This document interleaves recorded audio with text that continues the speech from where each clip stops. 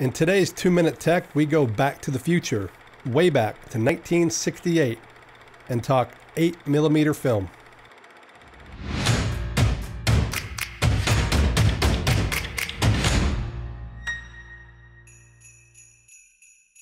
Or was it 1978? I get confused. 1968, 1978, was in my parents' garage and found this old film stock.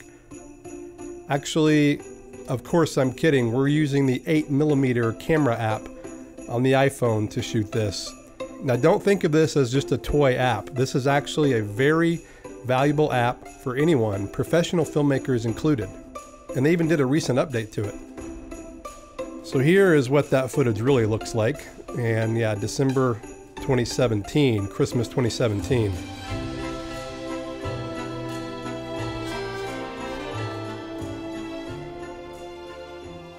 Okay, let's dive in the app. I'm shooting stuff off a monitor here in our office. You can choose your film stock with the slider there on the bottom right. You can choose whether to have the projector sound in the background on or off, or record sound with it or mix it. You can also turn on a light, the torch light, the flashlight. You can actually shoot with the reverse camera, which is kind of nice, although probably shoot with the main one more times than not.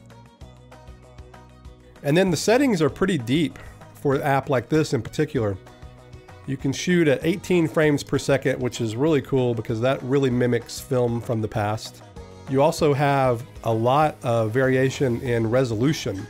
720p, 1080p, standard def 480p, and even 4K, which is really cool because here's the deal. You can shoot footage on this app and use it in a real movie. And when I say a real movie, I mean one that would be in the theaters, one that would be on Netflix.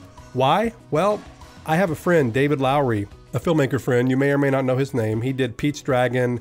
He did A Ghost Story recently. And now he's working to finishing a new Robert Redford film called Old Man and the Gun, I believe. And they shot this film on Super 16mm. That's not the point to this. The point here is they shot old surveillance footage, and instead of shooting it on the high-end format and making it look old in post-production, they actually shot it on beta video, which is 4:3 video, to make it look great, to make it look real. That's where this app comes in handy. You can do the same thing here.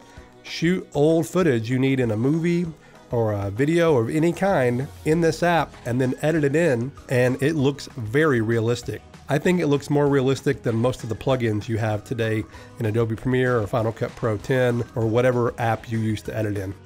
You can also shoot 4:3 or 16:9, but I think to match the old ratio, the old aspect ratios, you just want to stick to 4:3. Now back in the main app, you can actually change what they call the lens in the upper right-hand corner, and it's basically the frame that goes around it. And so there's some pretty cool choices there just to give it that authentic feel depending on what you're trying to shoot. Again, this app, you can use it for fun, just for doing silly little home movies, but this app has real potential as a filmmaking tool in professional productions. You can save a lot of time shooting it just like you want it in camera instead of doing it in post later. One other nice thing you can do is you can take pre-existing footage that was already shot and add the effect on it like you would in post, but you're doing it in the app here. And so this is some stuff we shot on the iPhone 8 recently, and we're adding a 2-strip look from the 1960s. And I gotta say, it looks really good. Here's the actual footage processed. I was actually reading in the reviews, and I saw one review where guys were taking high-end red footage and processing it in the app to get the grain structure. They were saying how nice and how realistic the grain structure is. So red footage imported into this app and then output.